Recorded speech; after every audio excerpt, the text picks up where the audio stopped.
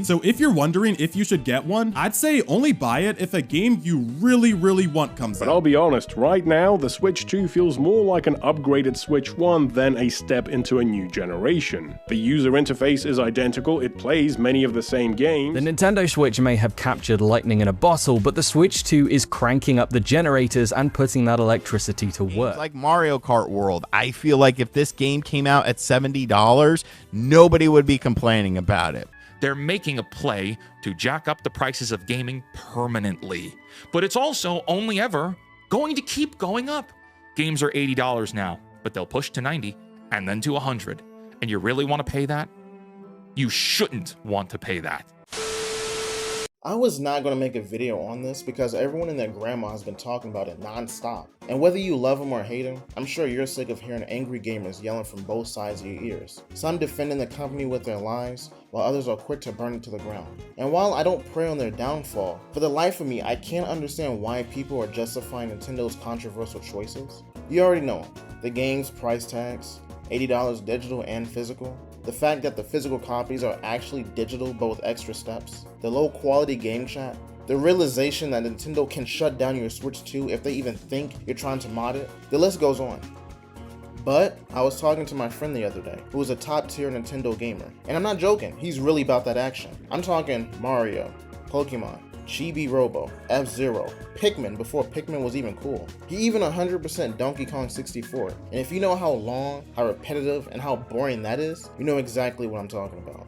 Saying he grew up with Nintendo would be an understatement. You would have thought he was making money off of this. So when he was explaining why they made all these weird decisions, the whole time I'm thinking, are you even hearing yourself right now? There's no way you can explain that regardless of how you put it. But then it dawned on me that it was never about the company, the consoles, or even the games. It was about that childlike wonder when playing your first Mario game, that rush of excitement after finding a rare Pokemon, the anger you felt in Mario Kart when you're in first place on the last lap, only to lose it all at the last second because some douchebag in 12th place went to ruin your day with the blue shell. It was a precious memories that made gaming special. And Andy Bernard says it perfectly. I wish there was a way to know you're in the good old days before you've actually left them. Someone should write a song about that. To a lot of Nintendo fans, it's more than just gaming. It's a trip back to their childhood where life was a lot simpler. And I get it. In a time with political tension, a terrible job market, countrywide division, people are looking for anything to keep themselves from crashing out or checking out. And gaming has been such a great way to take a step back from everything, where a couple of hours of happiness can mean the difference between being a law-abiding citizen or a career criminal who has nothing left to lose. I'm right there with them. Playing video games and making videos is one of the things that keep me sane. Otherwise, you'd catch me with a shicey on running your pockets right now. So for a lot of gamers, Nintendo gives them that childlike joy that so many of us hold on to. And that's a beautiful thing, because that inspired people to become game developers, artists, content creators, writers, all building a community of creativity that brings joy to the next generation, with the hopes of inspiring them to also do great things. It's more than just gaming. The only problem is that Nintendo knows this and takes full advantage of it. And you're probably thinking, bro, it's a company trying to make money. What are you talking about right now? Look, I understand that Nintendo has to pay the bills like everyone else, but they always came off as family friendly. You know, games and consoles that everyone can enjoy, and being the more affordable alternative when parents didn't want to spend half their savings on PlayStation or Xbox. It was friendly to the children and friendly to their wallets. The whole family was happy. It was a perfect gimmick, and for the longest time, that's what set them apart from the competition. But in 2025, the same company who gifted endearing entertainment to children and deep inspiration to adults seems to be nothing more than a cold-hearted and condescending corporation that only cares about the cash in your pocket. I mean, we all knew Nintendo was a greedy company, if there are very rare discounts or anything to go by. Breath of the Wild is almost 10 years old and still $60. But, like Mr. Krabs, we don't see Nintendo's gluttony for greed as a red flag because we felt it was still ran by good people. But with all the controversy surrounding the Switch 2, it no longer feels as though Nintendo cares about the people who elevated them to their high success, but instead looking down on them as nothing more than peasants and piggy banks. Remember, this is a company that said they'll actively brick your console if you mod it in any way. It's not a temporary shutoff, it's gone for good, and because of the terms of service, there's nothing you can do about it. You want to still play the Switch 2? Spend another $500 and pray to baby Jesus you don't screw it up for the second time, because they'll be watching. Granted, there's a possibility they all have the capability to do that, but to openly say that is a deep level of devious that none of us were expecting. So it's kinda hard to fully enjoy the products when Nintendo is watching you 24/7, waiting for you to mess up. And yet, Nintendo's fan base are quick to defend and justify this. How? Why does Nintendo have the right to brick my Switch 2 after I already bought it? Well, other companies can do that as well, even though they usually don't. Why is Mario Kart $80 all of a sudden?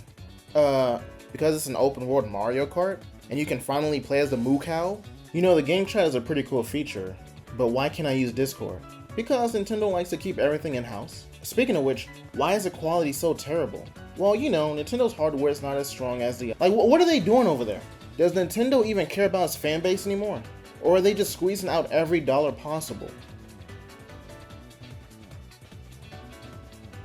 Yes, the excuses never end. And in a twisted way, I get it, I really do. Whenever people criticize or attack someone or something that's important to them, they're quick to defend without fully understanding the context of the criticism. And that's something a lot of us find ourselves doing from time to time. But as someone who's on the outside looking in, the dynamics between Nintendo and its fans looks like a one-way relationship, like being with someone who's only there to spend your money. And no matter what your friends say, you can still see the good in them, and that your friends wouldn't understand. And just like any soul-sucking relationship, Nintendo is more than happy to take everything you have until there's nothing left but bitterness and disappointment.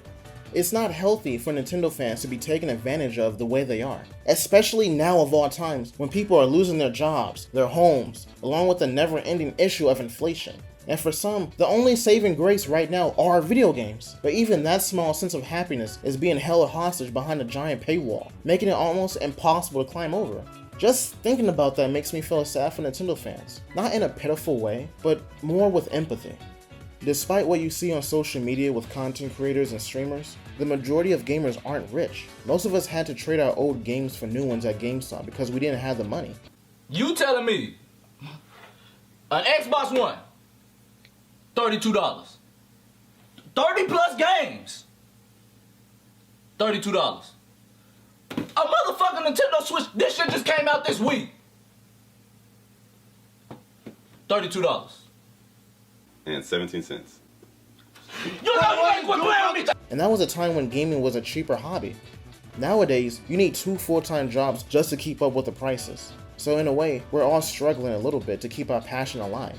And seeing these beloved companies metamorph into these cold-hearted corporations that want more money but with less effort is a pitiful sight, especially when their fans are so quick to defend them, often ignoring the red flags through rose-colored glasses. And as long as they're blinded by nostalgia, the quality of their first-party games will continue to plummet until even Nintendo will question why their fans put up with them. At the time of this video, the Switch 2 would be out for about a week or so, and so far, it looks lackluster. I'm not even talking about the specs, but the presentation of it. The design and the user interface, to me at least, looks exactly the same as the original.